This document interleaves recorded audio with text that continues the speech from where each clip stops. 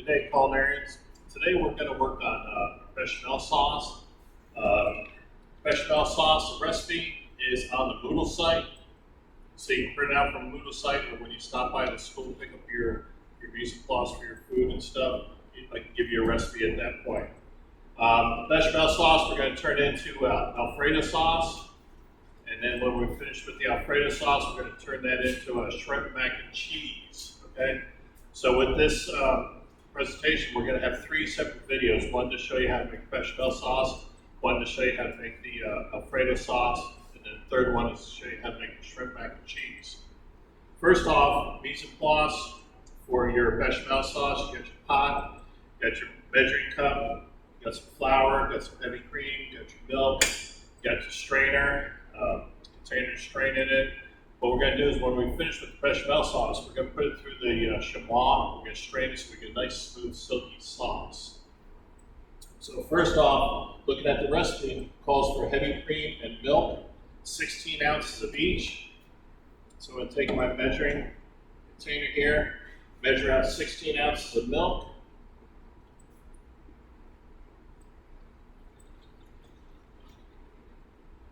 And once we get the 16 ounces of milk measured out, take my heavy cream, measure out the 16 ounces of heavy cream.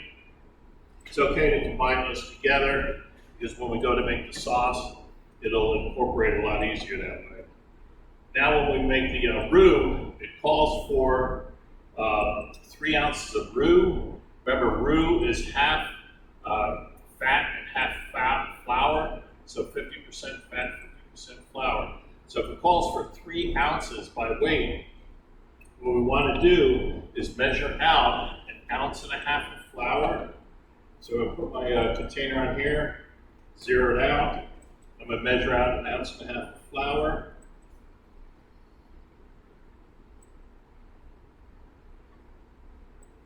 So I got the flour measured out. Then next, I'm going to measure out 1.5 ounces of melted butter, the clarified butter. I got some clarified butter here. So I'm going to measure out 1.5 ounces.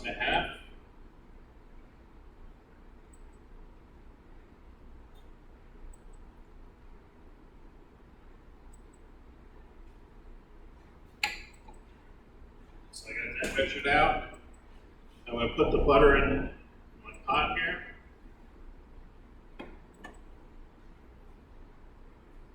I'll put my flour in here. And I'm going to make that blonde roux. Okay, remember, I don't want to get this roux too dark. I want a nice blonde roux. So I'll get a spoon in here. When you put your flour in here, butter in here, make sure you get right in the corners of the pot.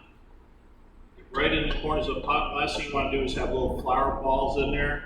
So you want to make sure you get it mixed up really good. When I'm using make my roux here, I'm going to start out by using a wooden spoon. Using a wooden spoon because in case I'm using a pot that's an aluminum pot, if I whisk it too much, I'll get some of that grayness into the roux.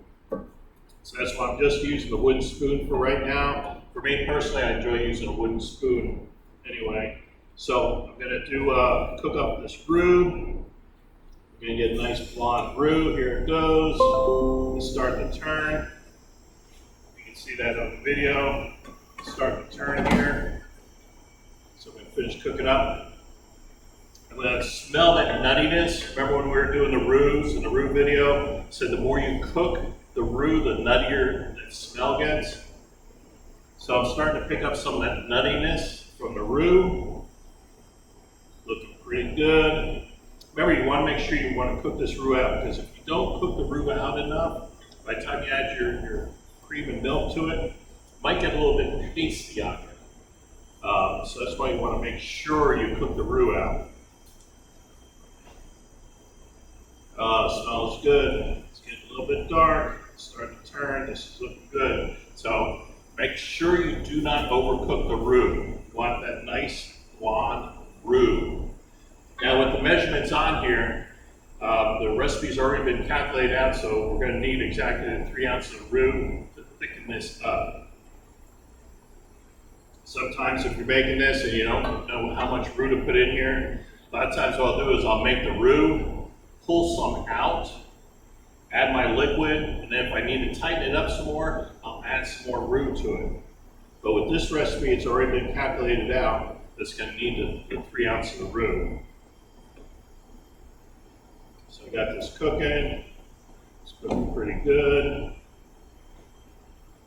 Oh, there's that nuttiness, that full nuttiness. There it goes right there. So now I'm going to take my heavy cream of milk, so whisk it together here.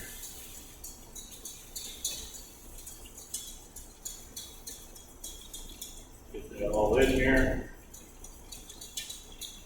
Now remember, you're going to have to season this. You want to season it when you're done cooking it, because you don't want to season it too early. If you season it too early and you put too much pepper, too much salt in it, you can't really take it away. So you want to wait until you get that right consistency of the thickness.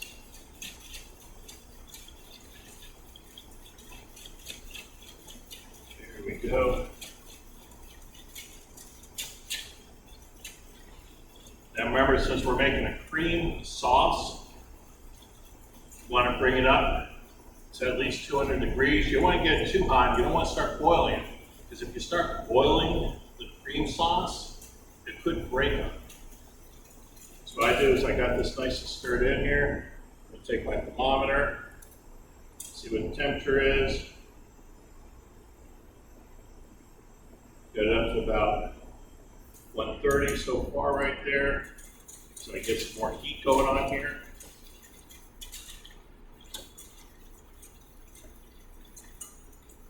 Once it starts getting a little bit hotter, it's going to start tightening up on you. Now with bechamel sauce, a lot of you guys, with sauces, a lot of you guys maybe not heard a lot of these sauces. When we're going over the sauce chapter, we got the Espanol sauce, the velouté sauce, the bechamel sauce, the hollandaise sauce, the red sauce, the tomato sauce.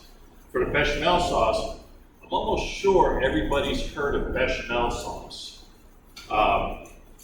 Bechamel sauce is very common around here, especially if you eat sausage gravy. How many people have eaten sausage gravy before? Eaten sausage gravy, had bechamel sauce. So this is a very common sauce, but you just got to make sure you don't get it too hot. Get it too hot, it'll end up breaking on you. Here we go. Now the temperature's getting up there. Get up to about 160. So it's good. Now remember, when we're making this sauce, we're not going to get it real thick. Okay? A lot of these sauces you can make really thick or really thin. If you're making Asian sauces, that Asian sauce you want it really thick. That way it adheres to all the vegetables and the proteins. For something like this, we don't want it too thick because we're going to be adding cheese to it. We're going to be adding some Parmesan cheese to it. And that Parmesan cheese is going to thicken it up. So for this sauce, we want a nice smooth sauce, enough to coat the back of the spoon, not really thick. There we go. Now it tightened up.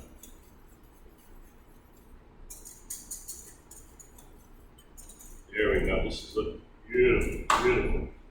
So I got my sauce made here. I got a really good consistency that I'm looking for. It's looking perfect. I'm going to add my little bit of salt and pepper.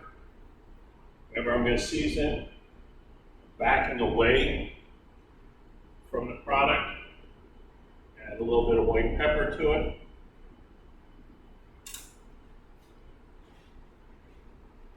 Add a little salt to it.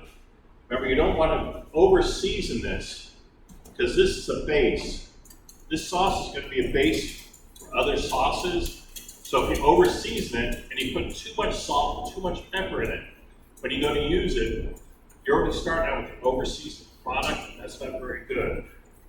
So when I season it, I just want to barely get enough seasoning in there. Try this. Oh, that's good. That's really good.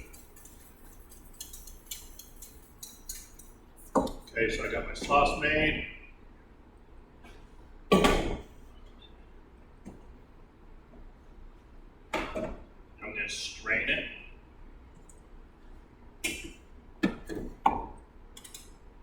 Strain my sauce here. And